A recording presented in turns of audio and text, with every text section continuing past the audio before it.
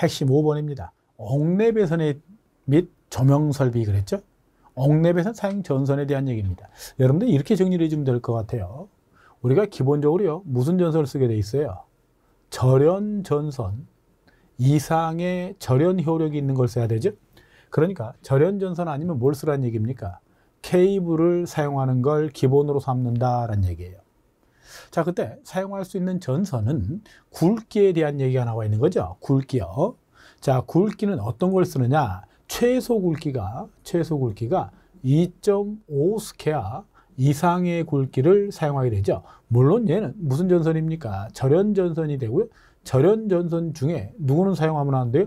OW는 사용하면 안 된다는 사실을 기억하셔야 돼요. OW다라고 하는 건 5개형이죠. 5개형 비닐 절연 전선. 얘는 사용할 수가 없다라고 하는 거예요. 자, 그래서 우리가 지금 얘기하고자 하는 건 전부 다 옥내 배선은 연동선을 기준하죠. 연동선이요. 그래서 전류가 잘 흐르는 거, 얘를 기준하고 있다라고 하는 거 기억하셔야 됩니다. 다음에 옥내 배선에서 또 우리가 알고 들어가야 되는 게 뭐가 나오냐면 사용전압이다. 사용전압을 묻게 되면 전부 다 얼마 기준하라고 했나요? 400V 이하라고 답을 적으셔야 될 것 같아요. 근데 사용전압 중에 400이 아닌 게 있죠. 그래서 전기 울타리가 나올 거예요. 전기 울타리가 나오면 250V 이하 교통신호등이 나옵니다. 교통신호등이 나오면 300V 이하죠. 전기욕기가 나옵니다. 전기욕기요. 얘는 10V 이하가 되죠. 하나가 더 나온다면 그게 소세력이다라고 하는 게 나오죠. 소세력. 얘는 60V 이하다. 자, 우리가 기본적으로요, 사용전압, 옥내에서 사용전압을 묻게 되면 기본은 400V로 하고요. 나머지 얘들은 예외 규정이다라고 보시면 될 것 같아요.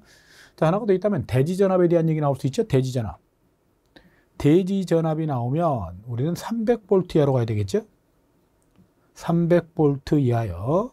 직류 대지전압이 얼마냐? DC 이렇게 전기 저장 장치 같은 거, 태양광 이런 게 해서 직류 대지전압을 묻기도 합니다. 직류 대지전압은 600V 이하다라고 기억을 해 주시면 우리가 가면서 이런 얘기를 자꾸 되풀이하게 될 테니까요. 그때 가서 정리할 수 있도록 하죠. 자, 그 다음에 여기는 지금 전선의 굵기에 대한 얘기니까 우리가 옥내 쓰는 전선 중에 가장 가는 걸 뭐다? 2.5 스퀘어의 연동선이요. 그 다음에 혹시 어디서 쓴다면 전광 표시장치, 제어 회로등, 제어 회로용 배선이나 제어 회로용 또는 전광 표시장치 여기에 사용하는 전선 최소 굵기는 최소는 1.5 스퀘어 이상의 굵기를 사용하게 됩니다. 1.5 스퀘어요. 자, 그 얘기를 하고 있습니다. 자, 지나가 보도록 하죠. 자, 마찬가지입니다. 전광 표시장치나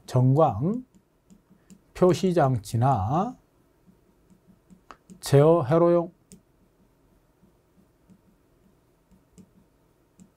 방금 전에 여기서 쓰는 연동선은 최소 굵기가 1.5 스퀘어 이상이라고 그랬죠. 그런데 이때 뭘 쓰는 경우가 있느냐? 코드선을 쓰든지 캡타이어 케이블을 사용하겠다. 그때 단심의 최소 굵기, 단심.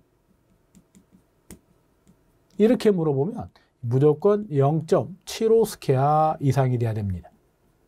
자, 이렇게 코드나 케이블 쓰겠다. 이 문구가 들어간다면 얼마가 된다고요? 0.75 스퀘어요. 자, 이 두 가지만 체크를 하고 지나가도 될 것 같아요. 자, 나머지 뒤에 가서 또 보도록 할게요. 지나가 봅니다. 나전선 사용 제한. 자, 방금 전에 우리가 옥내 배선에서는 그저 어떻게 공사하는 게 바람직하다고요? 절연 전선 이상의 절연 효력이 있는 걸 써야 된다. 그러니까 절연 전선 아니면 케이블을 사용하는 게 바람직하다. 이렇게 표현하는 거죠. 그런데 절연 전선 중에 누구는 안 된다고 그랬다? OW는 안 된다는 사실도 기억하셔야 돼요. OW다라고 하는 게 5개용이라고 그랬죠. 5개용 비닐 절연 전선입니다. 얘는 사용을 해서는 안 된다. 이 얘기가 되는 거죠. 자, 그렇다면 우리가 그저 기본은 이런데 그러면 뭐 하는 경우가 있다? 나전선 사용 제한 그랬잖아요. 나전선 사용 제한. 그러니까 옥내에서는 뭘 쓰지 마라? 나전선은 사용해서는 안 된다라는 얘기예요. 결국 옥내에서는 나전선을 사용해서는 안 된다. 그런데 나전선을 쓸 수밖에 없는 곳이 있다. 이런 얘기를 하고 싶은 거예요. 그래서 나전선이 허락되는 장소가 어디냐? 허용되는 장소가 어디냐? 예외 규정을 얘기하죠. 첫 번째, 한꺼번에 전기를 많이 쓰는 장소입니다. 우리는 그걸 전기로용 전선이다 라고 얘기를 하죠. 전기로용 전선이요. 두 번째는 절연 물질이 부식하는 장소입니다. 부식하는 장소에 전선하는 장소. 자, 세 번째는 취급자만 출입하는 장소입니다. 취급자만 출입하는 장소. 이와 같은 장소요. 자, 그래서 이와 같은 장소 하나가 더 있다면 이동기용 접촉전선이라고 그러죠. 여기까지 한번 가서 볼까요? 이동기용 접촉전선. 여기는 나선을 사용할 수 있다라는 얘기예요. 그러면 공사는 어떻게 할 건가요? 무슨 공사로 할 겁니까? 라는 얘기입니다. 자, 무슨 공사로 할 것인가? 라는 얘기가 되죠. 공사의 방법에 대한 얘기입니다. 공사의 방법. 그래서 애자 사용 공사를 할 수 있죠. 애자 사용 공사나 또는 버스 덕트 공사를 합니다. 버스 덕트 공사요. 또 하나는 라이팅 덕트를 할 수 있죠. 라이팅 덕트 공사. 이런 공사로 시공을 해달라라는 얘기죠. 이거 두 개 간혹 시험에 자주 등장을 하니까 이 정도는 정리를 하셔야 될 것 같아요. 다음으로 한번 가보도록 할게요. 옥내전로의 대지전압 제한이다. 이렇게 얘기하죠. 우리 이 정도는 정리를 좀 하시는 게 좋을 것 같네요. 자, 이렇게 보시면 됩니다. 자, 대지전압, 옥내전로에 대한 얘기죠. 옥내전로에서 대지전압에 대한 얘기다. 이 대지전압은 기본적으로 300V 이하가 되도록 하라고 그랬죠.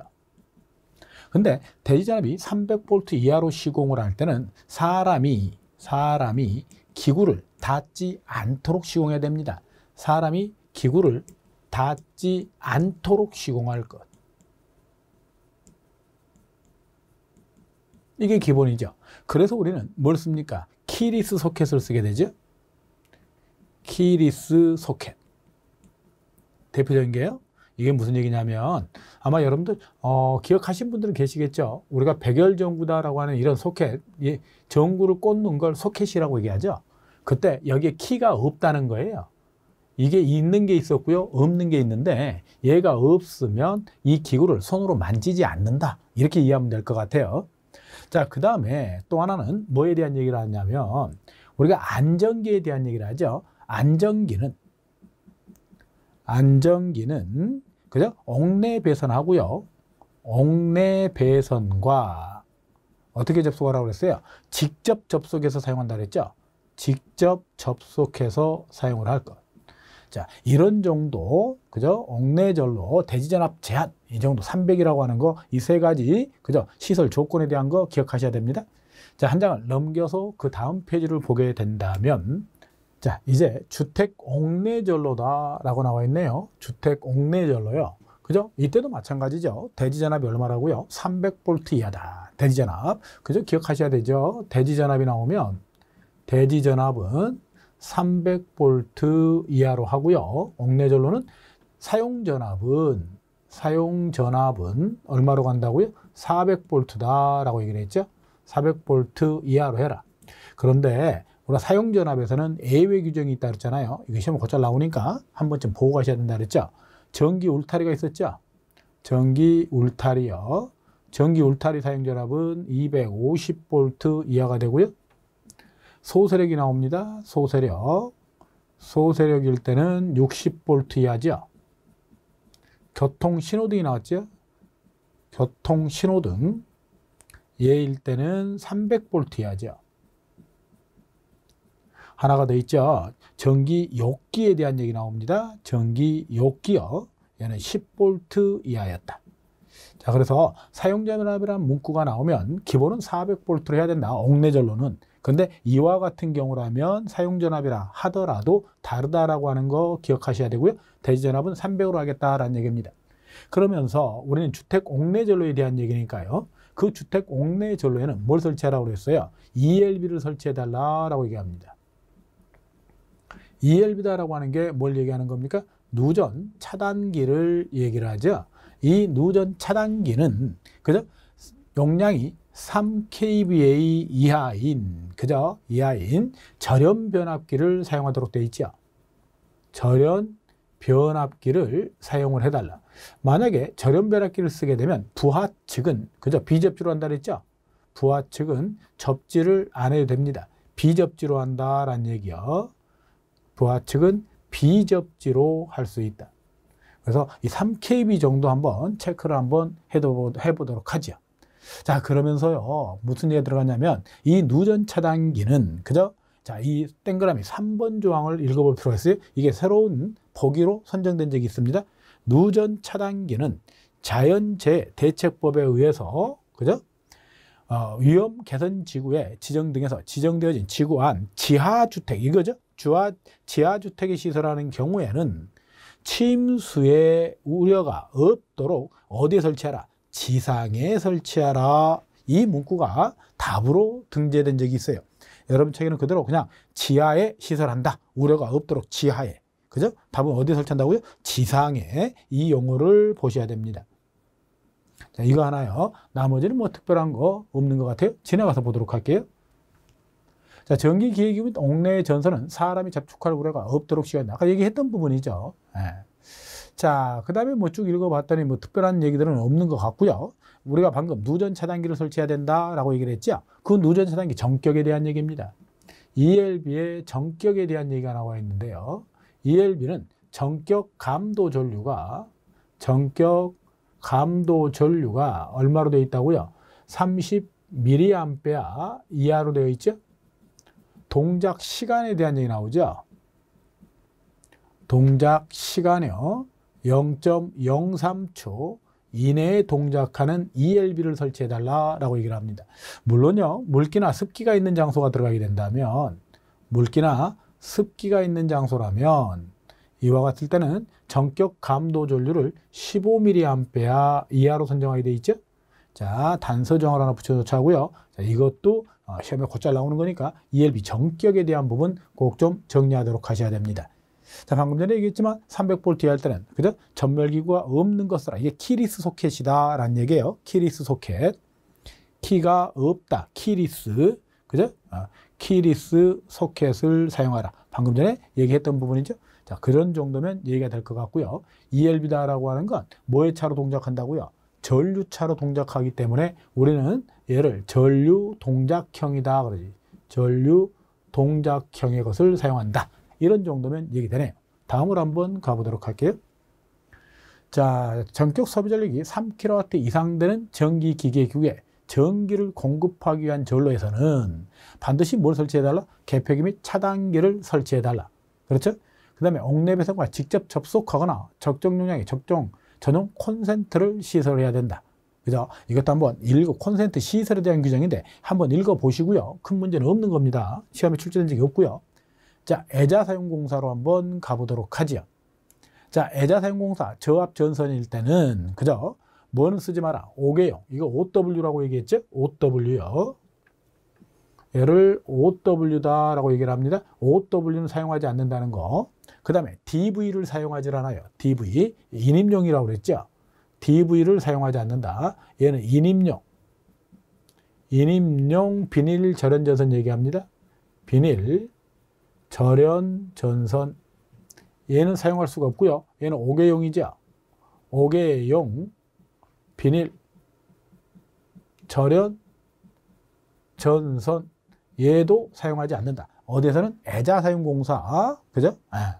자, 그 다음에 애자사용공사는 어디에만 하라? 전개된 장소에 시공하라 그랬죠. 그러면서 애자사용공사는 어디에도 시공이 가능합니까? 그렇죠. 우리가 나선으로도 시공이 가능하다. 이런 말을 썼어요. 그래서 한번 보자고요. 우리가 애자사용공사는 그죠? 여기 보면 저압전선은 다음의 경우에는 절연전선일 것 그랬죠? 근데 이 두 개는 쓸 수 없다라는 얘기입니다.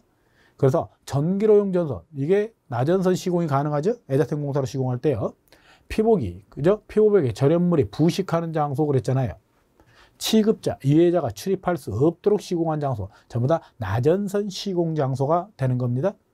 이때 우리 고압 애자사용 공사 뭐에 대한 얘기 나옵니까? 전선의 굵기에 대한 얘기가 나오고 있죠. 고압 애자사용 공사의 전선의 굵기는 6스퀘어 이상의 굵기를 사용하게 됩니다. 6스퀘어요. 다음을 한번 보도록 할게요. 고저압 옥내배선 시설이다라고 얘기를 합니다. 그렇죠? 사람이 접촉할 우려가 없도록 시공하는 건 당연한 얘기가 되고요. 400V 이하인 경우에는 사람이 접촉할 우려가 없도록 시공할 때는 그러하지 아니하다. 자, 이건 신경 안 쓰셔도 될 것 같아요. 한번 다음으로 가서 내용을 또 보도록 할게요. 전선의 종류입니다. 이격거리, 전선과 조영제 이격거리, 전선 지점 간의 간격 이렇게 표기했죠. 자, 저압일 때, 저압 옥내배선은 우리가 이 정도만 정리하면 될 것 같네요. 옥내니까요, 최소 굵기는 연동선 기준으로 하는 겁니다. 연동선. 자, 몇 스퀘어 이상을 써라? 2.5 스퀘어 이상의 굵기를 써라. 코드선을 쓰거나 코드선 또는 그저 캡타이어를 쓰겠다. 캡타이어, 케이블이죠. 얘는 0.75 스퀘어의 굵기를 사용할 수 있다. 자, 또 하나가 있다면 우리가 전광 표시장치나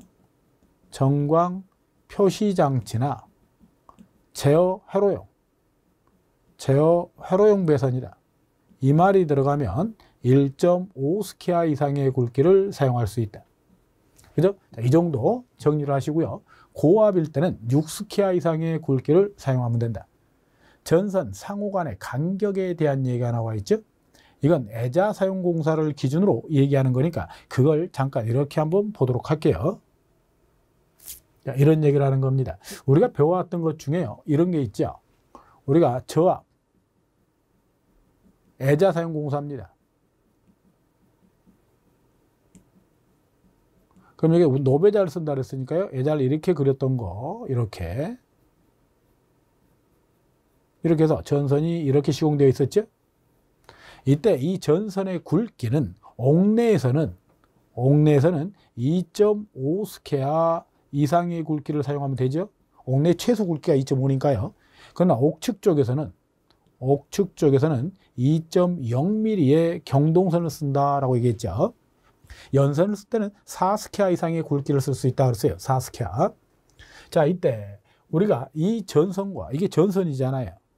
이 전선하고요, 이 전선 간의 이격거리는 기본이 얼마 이상을 떨어뜨려야 되는가?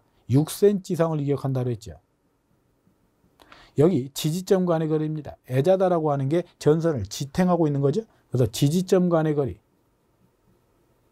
지지점 간의 간격, 뭐 이렇게 표현해야 되겠죠. 얘는 2m 이하가 되도록 해라. 자, 여기에 뭐가 있습니까? 조영제가 하나 있었죠. 조영제와 전선 간의 이격거리입니다. 이때는 2.5cm 있었죠. 2.5cm 이상으로 한다라고 얘기를 했어요. 자, 이 조건은 어떤 조건에서 이게 성립한다고 그랬던가요? 그렇죠. 400V 사용전압을 기준으로 400V 이하의 경우로 비와 이슬에 젖지 않는다. 이런 조건이었죠. 그런데 우리 비와에서 젖지 않는다, 이 말을 점검이 가능하다, 이런 문구로도 예전에 표현했다고 그랬죠. 이 조건이 만족될 때, 이 조건이 만족이 될 때요, 그때 이렇게 적용을 해주면 된다라고 얘기를 했어요. 자, 또 하나는 뭐라고 얘기했던 게 기억나냐면, 우리가 사용전압이 400V를 초과하고, 그렇죠? 초과하고 비와 이슬에 젖는다. 이거는 AND 관계라고 그랬죠. 두 조건을 같이 만족을 해줄 때, 그럴 때는 얘는 얼마로 갑니까? 12cm 이상이었죠. 얘는 12cm 이상이요. 얘 같은 경우는 그죠? 지점 간의 거리는 지지점 간 거리 간격, 얘는 그죠? 6m까지 가능해진다 그랬죠? 6m 이하로 할 수 있다. 이렇다 하더라도요, 조영제 조영제의 면에 따라 시설을 하겠다. 이런 문구가 들어가게 되면 2m로 다시 끌어내려야 된다고 그랬죠. 기억하셔야 됩니다. 얘 같은 경우는 4.5cm가 가능해진다라고 얘기했던 거예요. 그래서 정확히 구분을 하셔서 두 개 보셔야 됩니다. 이게 저압 애자사용공사에 대한 얘기가 돼요. 그 내용을 여기서 이렇게 그죠? 정리를 해놓은 것 같아요. 그렇게 정리를 한 겁니다. 이걸 좀 아셔야 되는 거고요. 이제 고압을 잠깐 볼게요. 고압 애자사용공사에 대한 얘기니까요. 우리가 애자를 이렇게 표현하겠다는 거죠. 그럼 이게 전선이 이렇게 또 지나가겠다는 거죠. 이렇게. 근데 이게 지금 고압 애자사용공사다 얘기예요. 고압. 그럼 이때 이 전선의 굵기는 얼마로 쓰겠느냐라는 얘기죠. 얘가 전선의 굵기가 6스퀘어 이상은 사용돼야 된다라는 얘기입니다. 이건 최소 굵기죠. 최소가 6스퀘어 이상은 돼야 되고요. 이게 전선이고요. 얘가 전선이 되잖아요. 그럼 전선과 전선 간의 간격은 몇 cm 이상은 돼야 된다? 8cm 이상은 돼야 된다라는 얘기가 되는 겁니다. 자, 그 다음에 얘죠. 얘는 그저 고압이니까 전선 지지점 간 거리는 간격 얘는 6m까지는 가능하죠. 그런데 얘도 마찬가지로 그죠?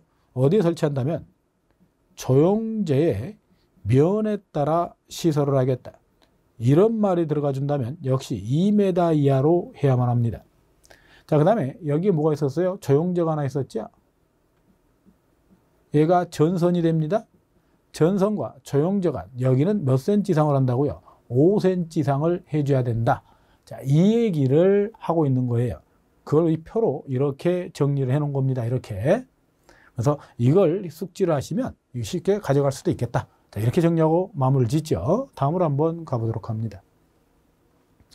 애자의 선정에 대한 얘기가 나옵니다. 그죠? 애자다라고 하는 게 어떤 역할을 할 수 있을까요? 애자다라고 하는 건 그죠? 전선을 지지하죠. 애자의 역할은 전선을 지지하는 역할을 합니다. 전선을 받쳐주고 있다라고 하는 거고요. 절연 간격을 유지하죠. 절연 간격을 유지하는 역할을 합니다. 이게 애자의 역할이다라고 얘기할 수 있겠죠. 애자의 역할이 될 텐데요. 전선을 지지한다. 절연 간격을 유지한다 라고 얘기를 했으니 우리는 애자는 어떤 성질이 있어야 되는가? 절연 성능이 있어야 되겠죠. 난연성, 그죠? 열에 견디는 성질이요. 물에 견디는 성질이요. 절연 성능, 그죠? 크게 애자는 절연성, 난연성, 내수성이 있어야 된다. 전선이 조영제를 관통하는 경우 우리가 이런 얘기 많이 본 적 있죠. 애자다라고 하는 걸 가지고 공사를 할 때 그게 벽을 관통하는 경우가 있다. 벽을 관통할 때는 반드시 하나의 전선, 한 가닥의 전선을 하나의 애관에 넣어서 관통을 합니다. 예전엔 애자 사용 공사에서는 애관을 썼고요. 지금은 절연관 속에 넣어서 간다. 이런 말들이 나오게 됩니다. 그래서 전선이 조영제를 관통할 때는 반드시 어디다 넣어서야 아니라 절연관에 넣어서 관통을 해달라. 이 얘기가 따라 나오죠. 보자고요. 전선이 조영제를 관통하는 경우는 관통하는 부분 전선마다 각각 별개로 한 가닥 한 가닥을 난연성, 내수성 있는 경관, 절연관 안에 넣어야 된다라고 얘기하고 있는 겁니다. 한 번쯤 읽어보는 걸로 만족하셔도 될 것 같아요. 독립적으로 출제된 적은 없고요. 애자의 성질 정도는 공사 우리 실기 시험에 나온 적이 있습니다. 다음으로 한번 보도록 하죠. 합성 수지관 공사로 들어가 봅니다. 합성 수지관이다라고 하는 걸 여러분들은 그저 PVC관이다라고 얘기하죠. PVC관이요. 자, 합성수지, 이거를 합성수지다라고 얘기를 할 텐데, 합성수지다라고 하는 건, 그죠? 얘 같은 경우라면 그 합성수지는 어떤 성질을 갖고 있어요? 관 자체가 절연 성능을 갖고 있죠. 절연 물질이다라고 하는 거죠. 그래서 뭐는 안 해도 됩니까? 접지 공사는 안 해도 돼요. 접지는 안 해도 됩니다. 관 자체를 말하는 거죠. 그 다음에 얘는 열이라든가 기계적 충격, 기계적인 강도라고 그럴까요? 여기에는 굉장히 약하죠. 자, 이런 단점을 갖고 있다. 이것도 알아야 되고요. 이런 관을 절연 물질이기 때문에 접지하지 않아도 된다는 얘기는 장점으로 봐야 되겠죠. 자, 그래서 우리가 합성수지관 기본적인 사항들 얘기했고요. 옥랩에서는 이미 우리가 해온 바와 같이요.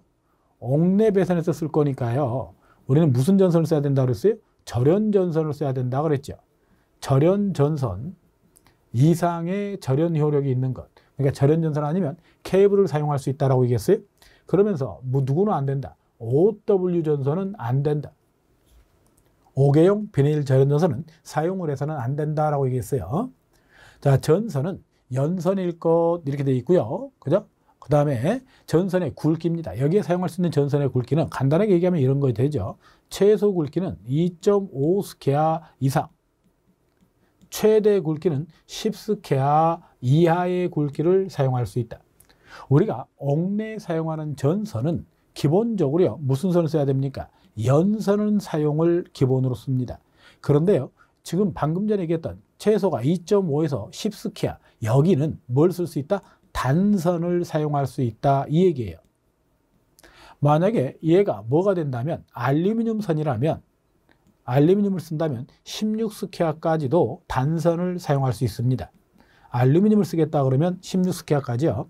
기본은 연선 사용을 원칙으로 한다. 그 얘기를 하고 있는 거죠. 자, 관 안에서는 전선을 접속을 해서는 안 됩니다. 관 내부에서 전선 접속은 허락하지 않는다. 모든 관공사는 관 안에서 전선을 접속할 수는 없습니다. 자, 그 다음에 우리가 방금 전에 얘기했지만 합성수지관은 기계적 충격, 그죠? 열적으로, 기계적으로 굉장히 약한 단점을 갖고 있기 때문에 충격을 받지 않도록 하는 게 바람직하겠지요. 자, 그런 얘기하는 겁니다. 만약에 관 속에다가 전선을 집어넣을 때 전선의 피복에 문제가 생기면 또 안 되는 거죠. 그러니까 내부는 매끈하게 처리하는 게 바람직하다. 그렇게 표현하고 있는 겁니다. 자, 합성수지관 지지점 간의 거리를 잠깐 얘기해 보죠. 합성수지관 지지점 간의 간격은 1.5m 간격으로 지지를 해줘야 됩니다. 합성수지관이요. 일본의 길이, 그죠? 일본의 길이는 4m로 하죠. 4m요. 자, 이 정도. 그래서 지지점 간의 간격은 간혹 등장을 합니다. 다음으로 한번 보도록 할게요. 자, 전선관을 제외한다라고 얘기를 했죠. 두께. 합성수지관은, 그죠? 다시 말하면 합성수지로 뭔가를 만들 때는 그 두께가 기본적으로 2mm 이상은 돼야 돼요. 2mm 이상. 합성수지관을 만드는 관의 두께는 2mm 이상은 돼야 된다. 이 정도는 한번 체크를 좀 해 주셔야 이해가 되는 거죠. 그 다음에 합성수지관을 접속하는 방법입니다. 얘를 접속할 때는 커플링을 사용하기도 하고요. 또는 뭘 쓰기도 하느냐. 우리가 삽입 접속을 하는 경우가 있죠. 그래서 여기서는 삽입 접속에 대한 얘기를 합니다. 삽입 접속이다라고 하는 말은 끼워 넣겠다라는 얘기죠. 간단하게 얘기하면 이런 얘기가 될 거예요. 여기에 합성수지관이 하나가 있다. 그런데 상대방에 또 하나의 합성수지관이 있다는 거죠. 이렇게. 그러면 한쪽을 뭐 하게 돼요? 그죠? 토치 램프를 이용해서 가열을 하죠. 그러면 이 합성수지관이 약간 늘어나겠죠. 늘어나면 우리가 상대방에 있는 이 관을 가지고 여기다 밀어 넣으면 되죠. 그래서 이렇게 관이 밀고 들어오게 될 거다라는 얘기예요. 이렇게. 그럼 얘가 여기까지 들어왔겠죠. 이렇게. 이제 얘가 이렇게 들어오게 됩니다. 이렇게. 그때 이 깊이, 그죠? 이걸 삽입 깊이다라고 얘기를 하죠. 얘를 삽입 깊이다라고 얘기하는 겁니다. 그래서 간혹 한 번씩 이 삽입 깊이에 대한 부분이 출제가 되죠. 이 삽입 깊이는, 그죠? 뭘 기준으로 하느냐? 관 바깥지름. 관 바깥지름을 기준으로 바깥지름에 몇 배 정도를 삽입하라? 1.2배 정도를 삽입하게 돼 있죠. 그런데 여기다 뭘 바르는 경우 있다고요? 접착제를 바르는 경우 있죠. 본드칠하는 경우요. 접착제를 사용하겠다라고 붙게 되면 관 바깥지름에 0.8배 정도만 삽입을 하면 된다. 자, 그 얘기. 자, 이 정도는 체크를 좀 하셔야 얘기 될 것 같아요. 다음으로 한번 가보도록 하죠. 자, 관 지점 간의 거리가 나와 있습니다. 지점 간의 거리는 좀 전에 얘기했습니다만, 그죠? 지점 간의 거리는 1.5m. 꼭 숙지를 하셔야 되죠? 1.5m. 자, 합성수지관이라 하더라도요, 그죠? 결국 습기가 많은 장소 같으면 당연히 방습장치를 해야 되겠죠? 방습장치요. 그렇죠? 자, 합성수지제 전선관, 상호관은 직접 접속하지 말 것. 참고적으로 보시고요. 이 정도만 체크를 하시면 될 것 같아요. 다음으로 한번 넘어가 보죠. 합성수지 몰드입니다. 몰드다라고 하는 건 뭐가 있습니까? 밑에 베이스가 있고요. 위에 뚜껑이 있죠. 자, 그런 구조를 갖고 있는 걸 우리는 몰드 공사 이렇게 얘기합니다. 역시 옥내배선이니까 방금 전에 했던 절연전선 이상의 전선을 사용해야만 하고요. OW 전선은 사용하면 안 된다. 이렇게 얘기하고 있죠. OW는 사용할 수가 없다. 몰드 안에서는 전선의 접속을 허락하지 않습니다. 접속점이 없도록 해야 되는 거예요. 그런데 어떤 경우가 있느냐? 그죠? 몰드 안에서 전선의 접속을 허락하는 경우도 있다라고 하는 겁니다. 자, 그 얘기예요. 합성수지 안에서 전선의 합성수지의 조인트 박스를 사용해서 접속할 경우는 그렇지 않다. 조인트 박스를 이용해서 접속하는 경우라면 허락할 수 있다라는 얘기가 되는 거죠. 자, 합성수지 몰드, 얘는 시험에 출제가 됩니다. 합성수지 몰드 홈의 폭 및 깊이는 그저 3.5cm 이하, 35mm 이하로 하라 그랬죠. 예전엔 3.5cm 이렇게 얘기했어요. 3.5cm 이하로 해라. 그죠? 단 그 두께는 합성수지로 만들었기 때문에 두께가 몇 미리 이상은 돼야 된다는 거? 2.0mm 이상은 돼야 된다는 거. 그런데요, 최근에 시험 문제 출제가 되고 있는 건 그죠? 사람이 접촉할 우려가 없다면 그때는 얼마를 사용해도 되는가라는 문제예요. 두께가 1mm 이상이면 됩니다. 사람이 접촉할 우려가 없다면 1mm 이상의 두께를 사용하게 되고요. 폭은 50mm 이하의 것을 쓸 수 있다. 5cm라는 얘기겠죠. 5cm 이하로 적용할 수 있다. 이렇게 얘기합니다. 그래서 얘가 최근에 출제가 됐던 내용이다. 그죠? 이런 정도 얘기를 해보고요. 자, 합성수지 몰드 상호관 및 합성수지 몰드와 박스, 기타 부속품 간에는 전선이 노출되지 않도록 접속하는 게 바람직하겠다. 뭐 당연한 얘기하는 건데요. 여러분이 여기서 숙지를 해야 되는 부분은 바로 합성수지 몰드의 홈의 폭 및 깊이는 3.5cm 이하, 35mm 이하, 두께는 2mm, 사람이 닿지 않는다 1mm, 5cm 이하. 이 정도는 체크를 꼭 하시고 지나오셔야 될 것 같아요. 자, 다음으로 한번 가보도록 할게요. 금속관공사입니다. 금속관공사 모든 관공사가 다 똑같아요. 우리 옥랩에서는 절연전선 이상의 절연 효력이 있는 것, 그렇죠? OW는 안 된다라고 얘기했어요. 자, 그러면 절연전선 써야 되고요. OW는 안 된다라고 표현했으니까 똑같은 얘기가 되는 거고요. 전선은 연선을 써야 되는데 단선을 쓰는 경우가 있다고 그랬죠. 단선을 쓸 때는 최소가 2.5 스퀘어 이상, 최대가 얼마라고요? 10 스퀘어 이하의 경우죠.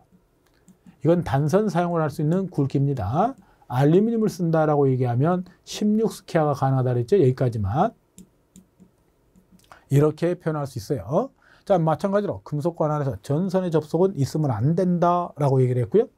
5턱 이상의 잼나서로 단단하게 제조라. 무슨 얘기라고 그랬던가요? 우리가 금속관이다라고 하는 건 안에다 이렇게 산을 내죠.